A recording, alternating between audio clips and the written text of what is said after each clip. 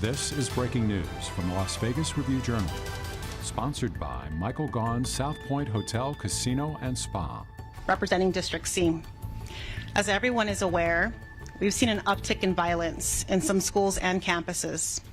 While violence in schools is not a new phenomenon, the level of violence we are witnessing is much worse. On behalf of the board, we want to let you know that we hear our community loud and clear. While violence in schools is not, the school board and the Superintendent Jara are committed to addressing these issues swiftly to ensure that our students and staff feel safe to come to school and education continues to be a top priority. Disruptions and violence by students will not be tolerated. If you need help, please reach out to a staff member before resorting to violence. Our staff is available to support and assist students. Please reach out and utilize them if you are struggling. On a very personal note, I want to share that as a mom and aunt of many students in our school district, I know how worrisome it can feel to send our kids to school right now. I'm going to encourage all of our parents and guardians and adults to check in with their young people. Our students need to know that we care about their well-being. I ask my son every day, what is the best part of your day? What was the most challenging part of your day? And where did you see kindness demonstrated by your teachers or peers? These questions really allow me to look for subtle cues that he either had a really tough day or he had a really great day.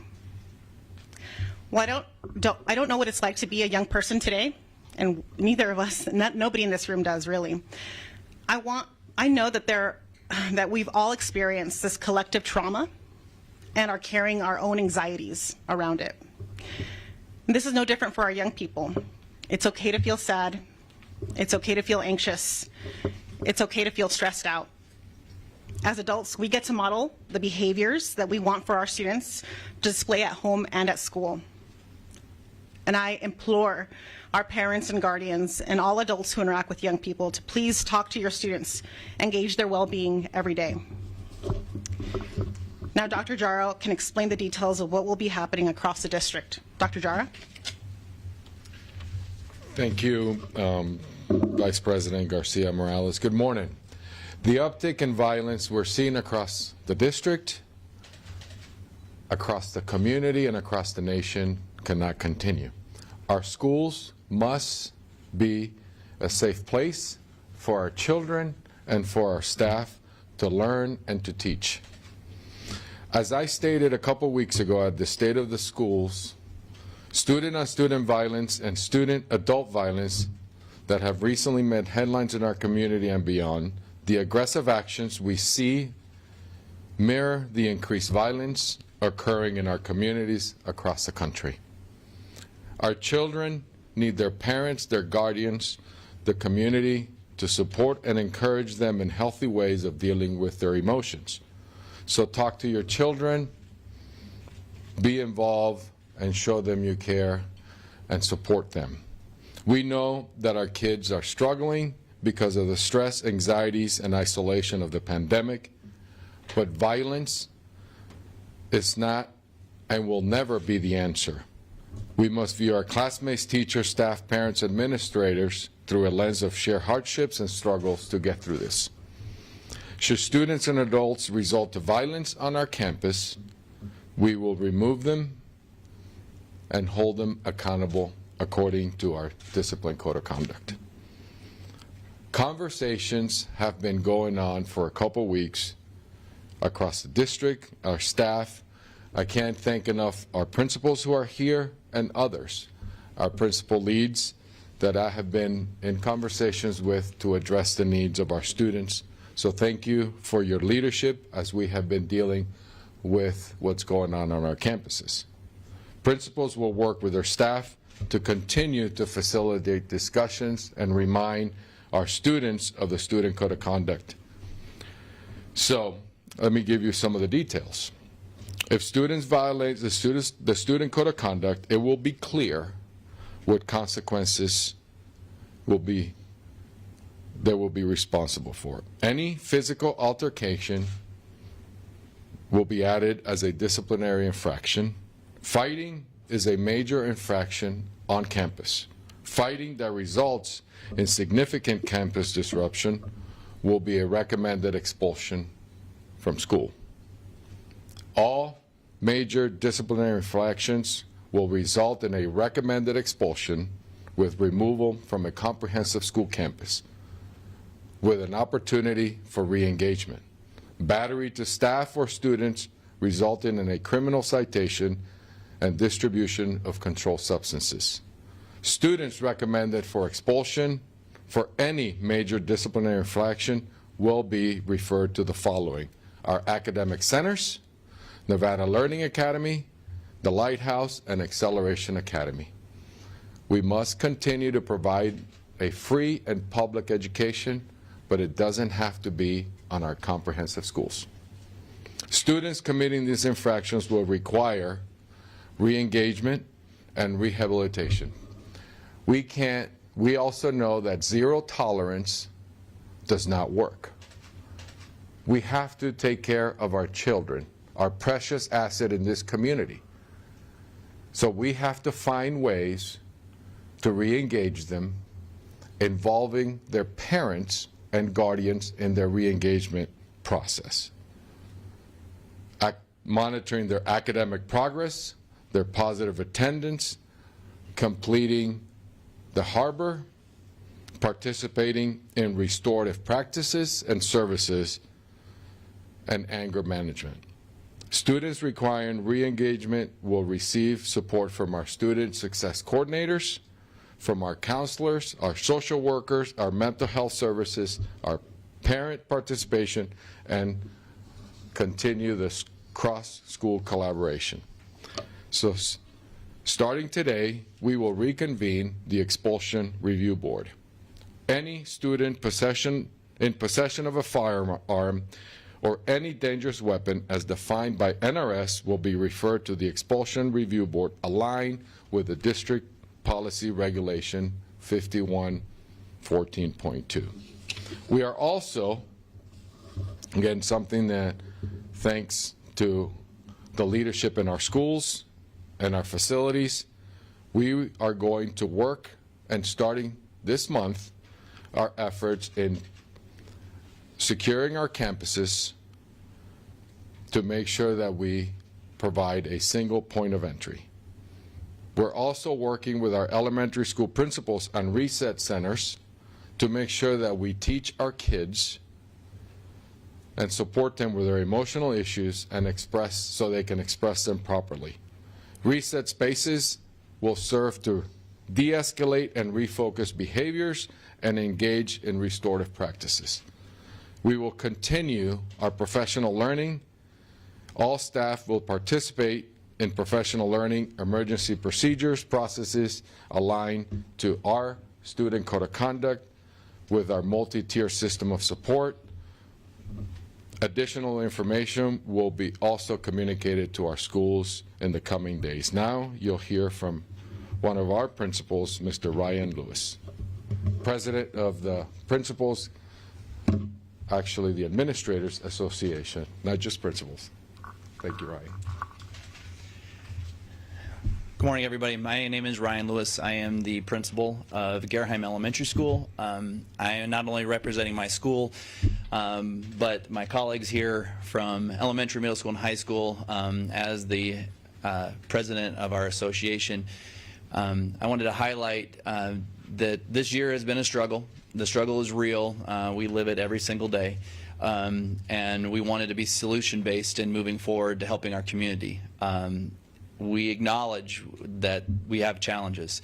We acknowledge that meeting these challenges is not going to be an easy task, but we greatly appreciate the opportunity to collaborate with Dr. Jara and the team to institute some changes, some updates to meet this need.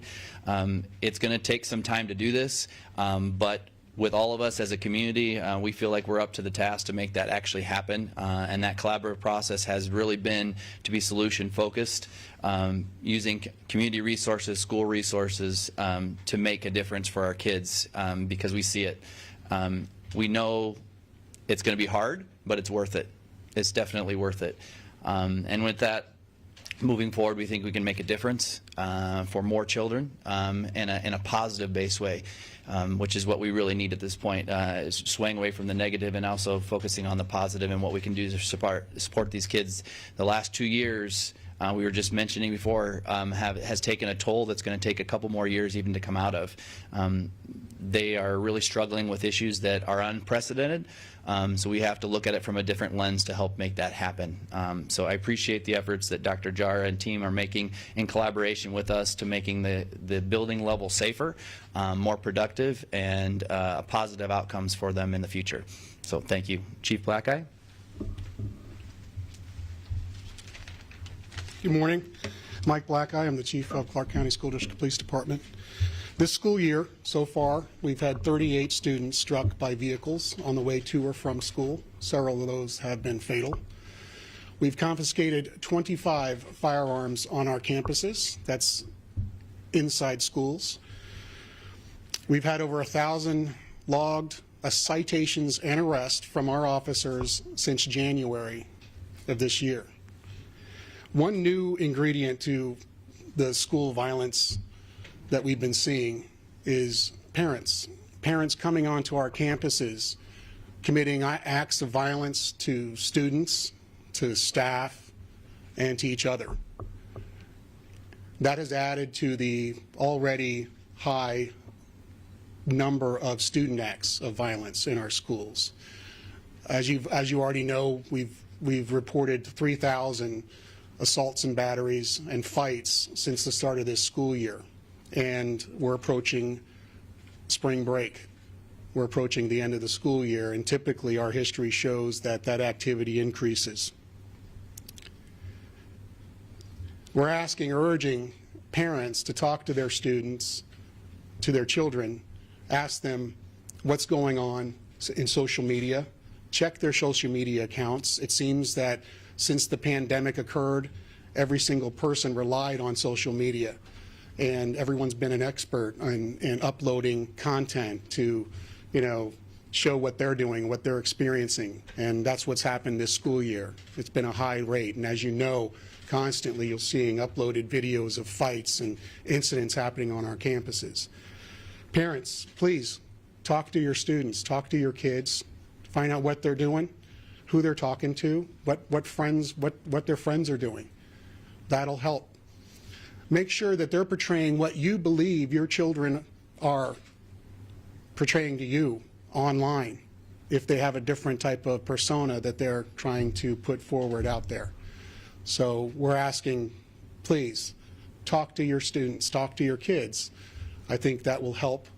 Also talk to them about the violence. We're big on mental health, on addressing those types of incidents. Society is not stable right now. We have the war in Ukraine going on. We just came out of a pandemic where social isolation was basically all of us lived through that. And our kids need help.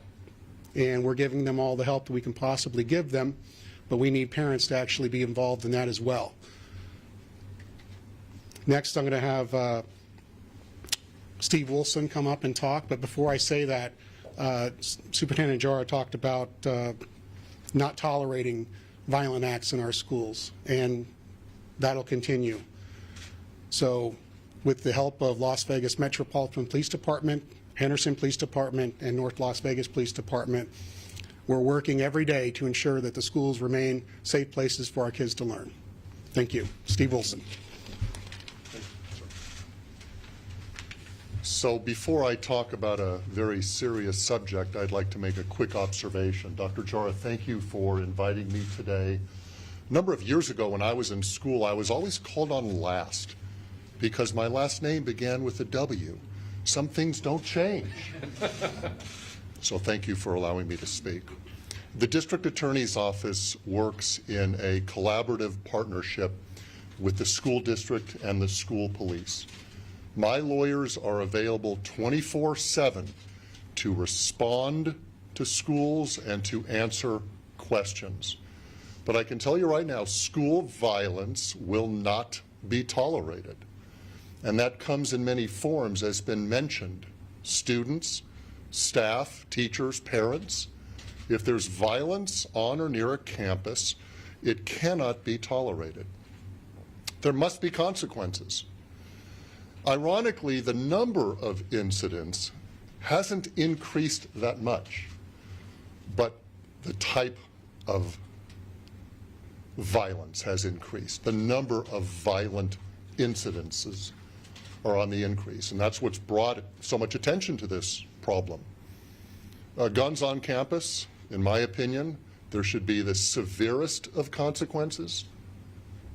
Guns should not be in the hands of students, period. I can't say it any more simply.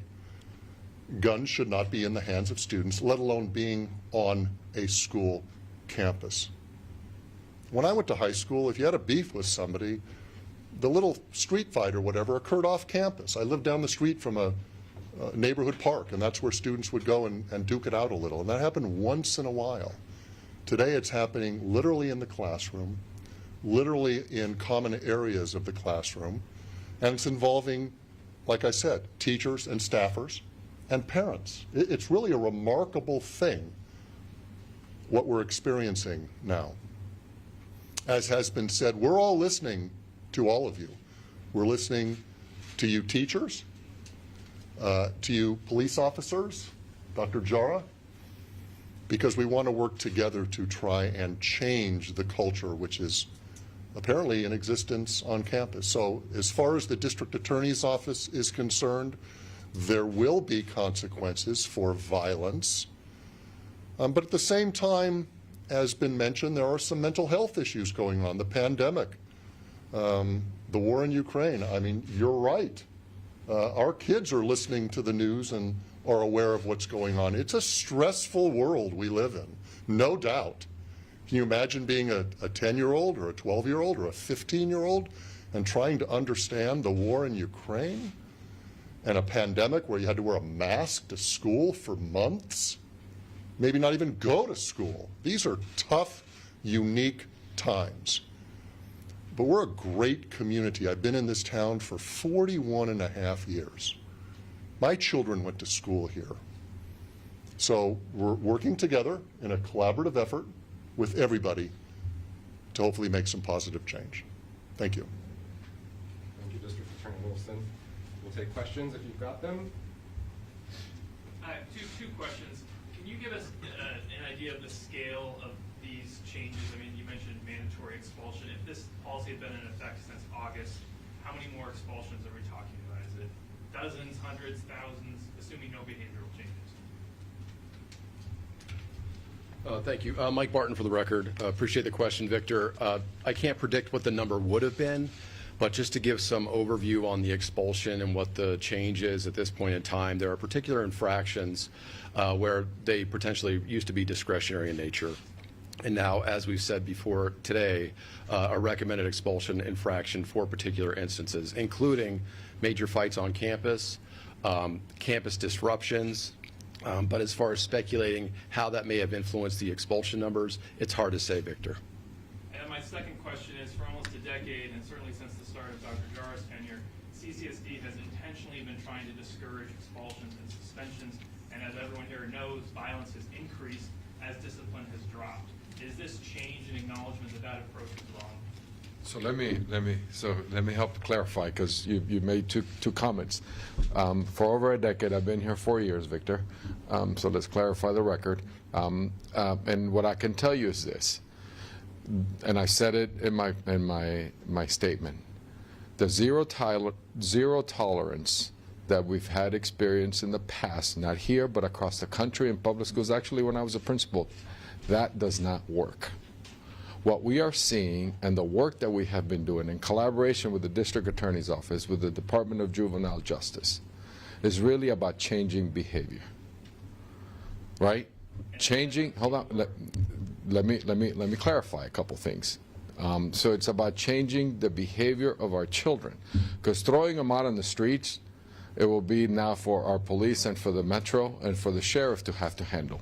We have to provide an education. So the work that we have been doing, not that it's not working, we got to think about it. So I got here a year before the pandemic. We started professional development. We are doubling down on the professional development. Some of the comments that I made is really about re-engagement. So we as a community and as a school district we're doubling down on providing the mental health support for our students. We're involving parents in this conversation to re-engage them and give them the tools necessary so they stay in school. Now, does it have to be in a I was very clear, it doesn't have to be in a comprehensive school.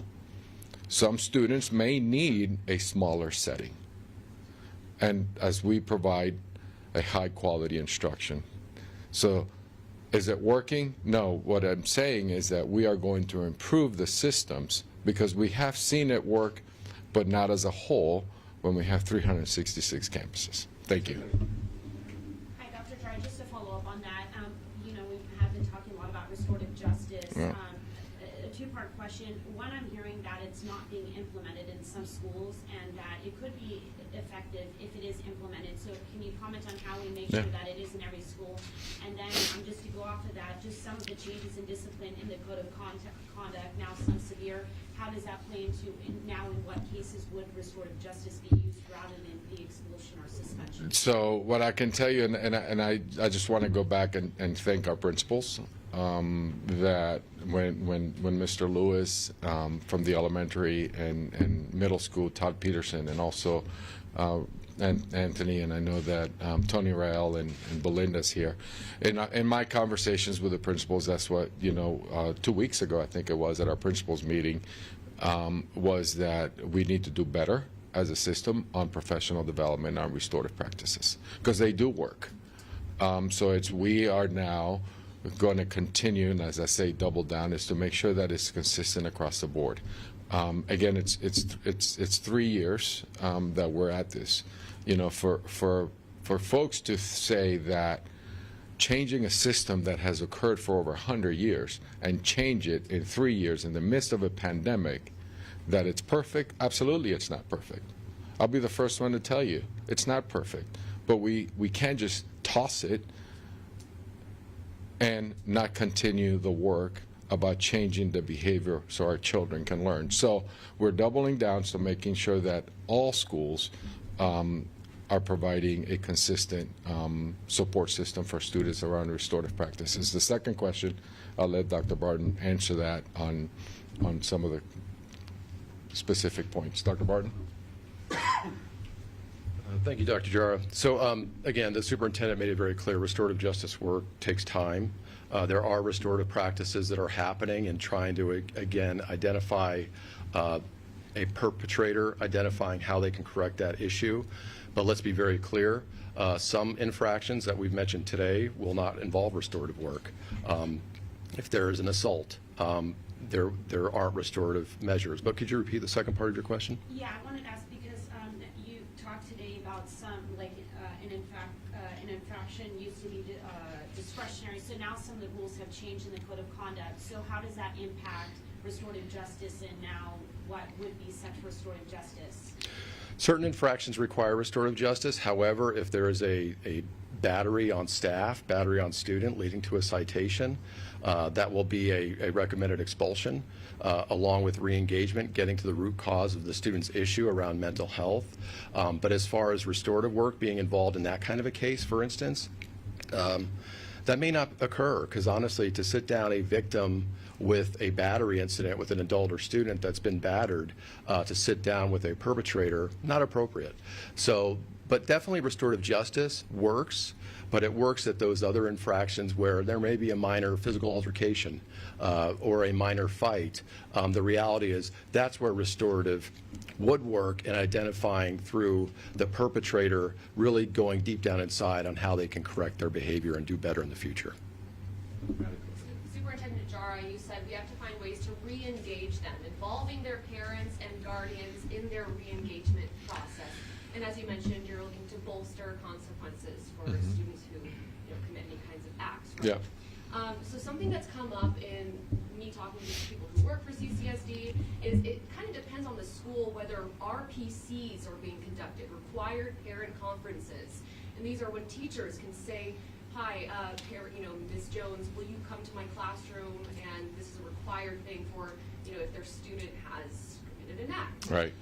You say you're doubling down on this, so does that mean that there will be more increased oversight on ensuring that RPCs are happening in each and every school across the board? So when I say doubling down, I think it's more of what I'm talking about, some of these other opportunity and courses to involve at some of the infractions. When you look, the first level of, I would say, support for families is if there's issues at home, if your child is not doing homework, that doesn't want to go to school, call your school. I mean, your teacher, the counselor.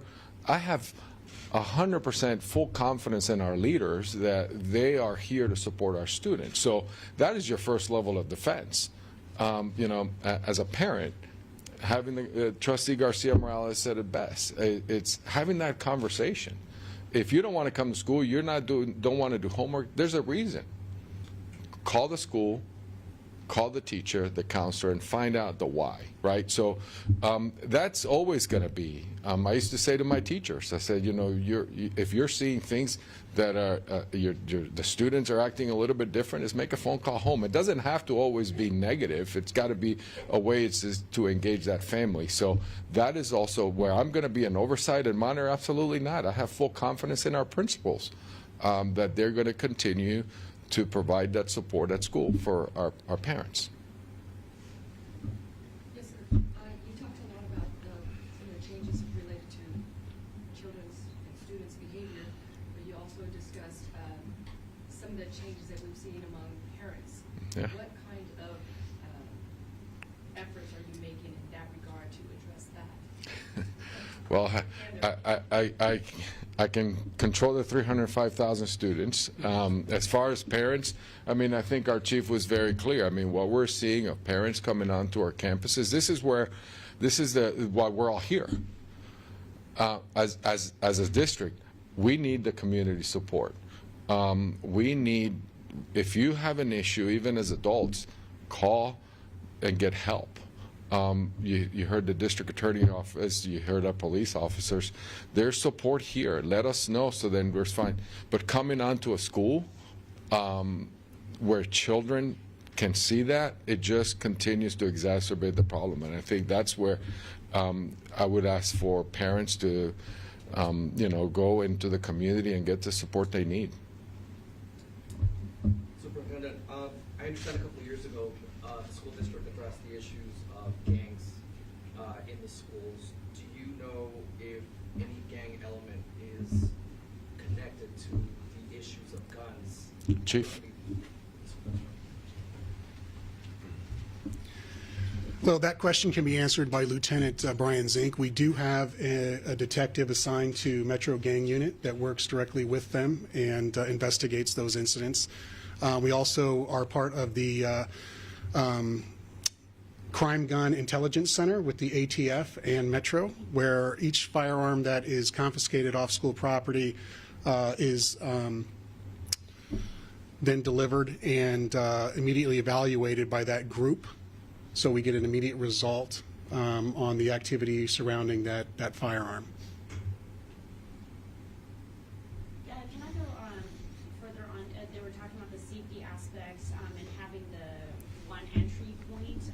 When will that be implemented? And then, a big discussion has been metal detectors. Are there schools with metal detectors, and is that being looked at for other schools as well? So as far as the single point of entry, we've gone through the list, and these are things that our principals have put in work orders, and we got the list. We're going to streamline that, and we're going to fast track it. Our facilities department will start. I have a list of priority schools. We are going to, hopefully, there'll be good news. I don't know if they know yet, but we are going to fund it centrally. Our campuses. It's a central responsibility. So we'll start that work. We're within the next few weeks, right? It just started addressing the one point of entry, and then also our portables that are exposed. Is how do we then put some fencing around our portables to protect our kids? So that's going to start within the next couple of weeks. As far as there's been a lot of discussion about metal detectors. Do you So we do, okay, so I want to be very clear, and I'll let the experts, I'm not the expert, our police department is the expert on the metal detectors, and I've been in other places where experts have come in and metal detectors, you know, it's a challenge to get 3,000, 4,000 kids to school on time. The metal detectors that we do have, we use them for football games, but that is not the answer for this right now. We will not be using metal detectors to walk in. This is not about hardening our schools. Our schools need to be inviting and a safe space for our children. We do have a different strategy. We do random searches. We've had doubled, I would say, our canine. You know, that come into and do random searches across our schools, randomly selected, and we do some of those random searches not only with canine but then also within our school leaders. So that, and maybe the chief can speak to that, but that seemed to, you know, when we were doing that before COVID, we saw a decrease in the number of guns that we found. So that is the strategy that as superintendent we're going to continue doing.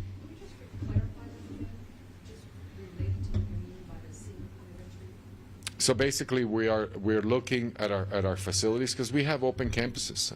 I mean, we have, I think Principal Kevin McParland is here from our review. They're open campuses. They're beautiful campuses, but it's just there's too many kids coming in and out, and it makes it that more of a challenge. So we're going to then put some systems and fencing. You know, I'm not the head of the facilities here, but we're going to find ways to make sure that we limit all the entry points, so then all the kids come into one campus. We have a list of schools that are wide open. We have some already that are in that point. So we're looking at that list, and we're going to expedite the process there. Can you elaborate more on the Expulsion Review Board? Who will it be made up by, and what exactly are they going to do? Thank you for the question. So the Expulsion Review Board is set in policy, and it's comprised of trustees.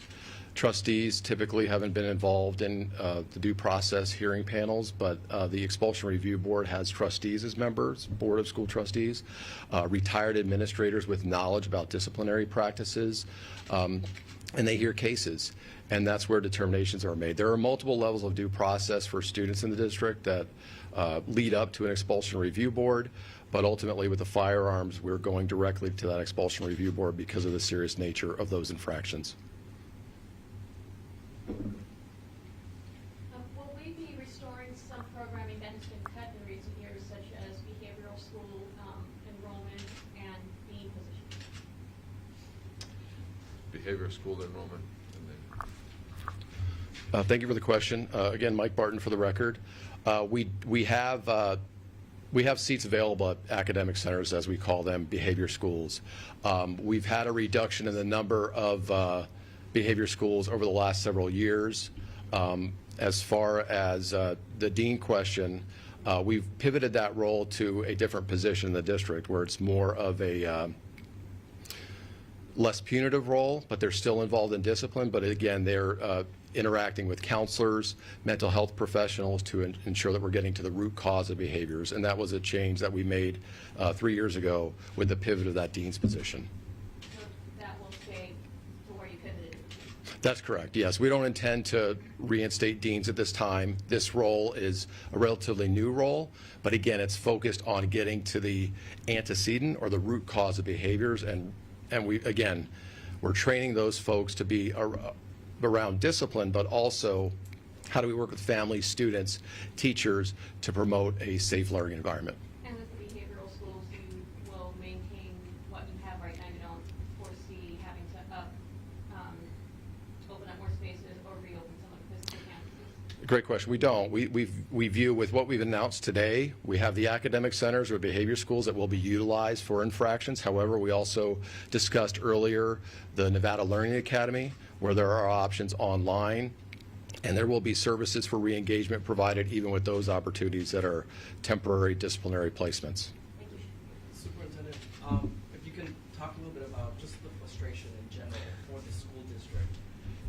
You know, how did we get here? And moving forward, you also, or what message do you have for your staff to lift up the morale? Because a lot of teachers are just scared about what's going on. So it's a great question. Well, I couldn't predict the pandemic in my years of study. I never predicted that we would be in this situation. And I never predicted that we'd be at this place where we are today. Not something in you know, my principals who are here and schools and staff. It is frustrating. It's not. It's the hardest thing I've ever done in my career. Leading a school district through a world pandemic that the entire world shut down the economy. When we closed schools, I thought it was going to be 2 weeks. And we're going to be back and reopen schools. Then it came, you know, through months and months. So when we opened, we were all excited. I said March 1st of last year, when we saw our children back in school for the hybrid, it was the best day that I've experienced. Coming back, seeing kids in school, seeing our teachers, and our principals, giving it all. And also opening up a school system as big as we are. I'm proud of the work that we've done with all our bargaining units. I said this last night, because there are school systems that open and shut down, and they're in current lawsuits with their unions. Our union stepped up and said, we're going to do this safely for our staff, but they understood how critical our kids needed to be in school, how important that was. And then we opened up and we saw, I would tell you, we saw our kids struggle because they were home and isolated. They were on computers. You know, that and my colleagues who are here, the principals, said that to me. We've never seen some of the behavior where kids were at home unsupervised in some cases because parents had to work. So I couldn't be more proud of, as frustrated as I am and I have been, I couldn't be more proud of working with the leaders to find solutions. As they came in and said, boss, Soup, we're seeing this, and how do we address it, and coming together. So I ask our teachers, our staff, our 42,000 employees, I thank them for their work.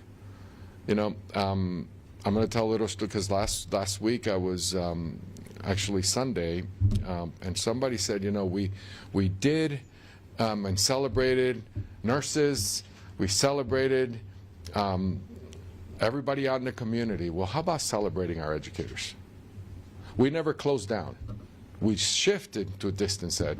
These folks still delivered education, but just from home. For the 5th largest school district in the country to do that is remarkable, right? So I just say to this community, celebrate our educators, because when this school system closed down and this community closed down, we served over 21 million meals to this community. And they're tired, but they're coming in and showing up, those who are coming in. So there is a level of frustration, but you know what? You can't can't give up, because our kids need to be educated. So tell the teachers that I hear them, and this is why we're all here. Our parents, be part of the solution so we can help our kids get to where they need to be. I have a two-part question. First one is, can you just clarify a little bit more about the expulsion process? So are these all fights across the board? Dr. Barton. Subject for expulsion, or how is that going to be determined? Thank you, Superintendent. Thank you for the question. So the expulsion recommendations will be around the campus disruption. If a fight is determined to be a major fight or a student that's been involved in multiple fights or attempts to try to bring others on campus to fight, that will be deemed a campus disruption, and again, as stated before, will be a recommended expulsion recommendation. Fights typically are major, and those could lead to a referral to a academic center, as we described. Physical altercation, which is being added to the code of conduct, is more for minor infractions. But the reason for the change in the code of conduct swiftly right now was, again, to highlight that campus disruption, where those major fights occur, will lead to a discretionary expulsion recommendation. And the second part of that question as well was that several teachers have actually reached out to me and said that they have actually quit from CCSD as a result of not being, given proper treatment, and also just there wasn't enough dealing with this violence. Is that true that you guys are also seeing among some of your educators, and is this a common concern that you guys are also hearing yourselves? Our focus is obviously our staff, our employees. Their safety is paramount, along with our students. So as far as talking to students, talking to our employees, I think that we've had several meetings with student groups. Students have seen this this uptick in violent acts, and so what we've learned is that there's this lower level of connectedness on campuses. And again, this is all related to what the superintendent described, our pandemic, school closures. So how are we building bridges back on our communities to make sure that students feel connected to those staff that you mentioned? So we're working really hard to ensure that, number one, our schools feel safe for students and our staff. Thank you, everybody.